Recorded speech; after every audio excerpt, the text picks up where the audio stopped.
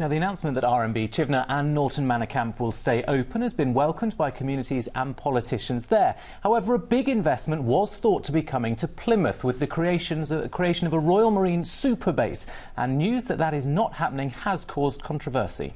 Well, our reporter Sam Blackledge is live at the Stonehouse base for us tonight. So, Sam, what do we know about how this will affect the Marines there?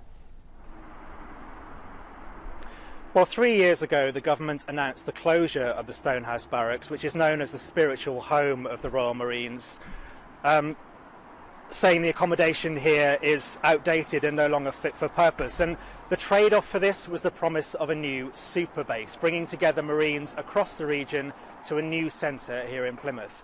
But it seems like that might not be happening after all. Now, defence has always been a contentious issue here in Plymouth, but today's report seems to have created a bit of a stir between the city's two MPs. What's your reaction to this announcement? Look, I am a bit disappointed because the MOD have up until now talked about a Royal Marine super base in Plymouth, and today that seems to have been dropped. But look, I think it's got to be borne in perspective. We've done pretty well out of this Secretary of State when it comes to defence. We've secured the dockyard for the next generation. Well, I'm really disappointed, if I'm honest, that the promised clarity that we have been told would come in this announcement wasn't there. Instead, we know that Stonehouse Barracks won't close in 2023, it will close in 2027. That's 4 more years of uncertainty, and the super base that we were promised with more Royal Marines coming to Plymouth won't happen at all.